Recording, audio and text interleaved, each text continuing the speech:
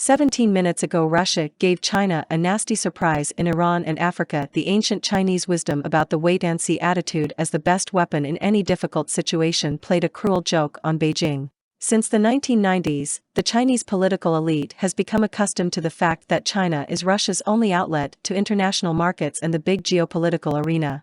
So many years have passed, and this condescending attitude towards a partner has not changed.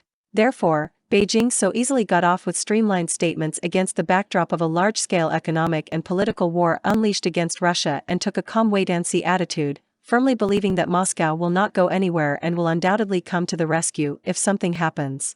The wait dragged on, but China, apart from the angry remarks of its diplomatic department, did not budge on this issue.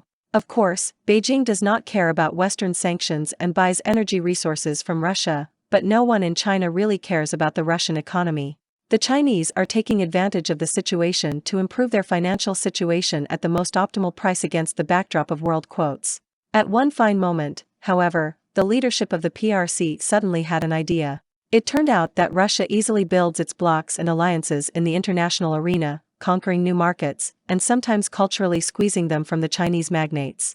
The realization that a condescending attitude towards lonely Russia, which is not going anywhere, came suddenly after the landmark meeting of the leaders of the Russian Federation, Iran and Turkey in Tehran and the rapid expansion of the Russian presence in Africa. Director of the Institute of Asian and African Studies of Moscow State University, sinologist Alexander Maslov spoke about China's belated insight in a conversation with Vladimir Solovyov, emphasizing that Russia's high-profile geopolitical successes were an unpleasant surprise for China.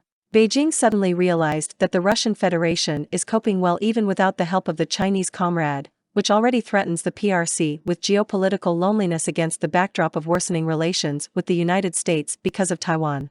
Not so long ago, China was cautious in the situation with Ukraine, so openly and without taking the side of Moscow. Now Russia can do the same cautiously if a big conflict suddenly breaks out in the Taiwan Strait. Moreover, the Russian Federation risks almost nothing at the same time. China suddenly realized that it is not the only partner for Russia at the moment. There was a recent meeting between Vladimir Putin and the leaders of Iran and Turkey, and look where the contract for gas turbines went. Not to China, where they specialize in their repair, but to Iran. Look at Lavrov's very competent and successful meetings with African leaders and negotiations with the African Union. But China has always believed that Africa is its sphere of influence. The PRC has entrenched itself very tightly in Egypt, Uganda, and now Russia is suddenly coming there.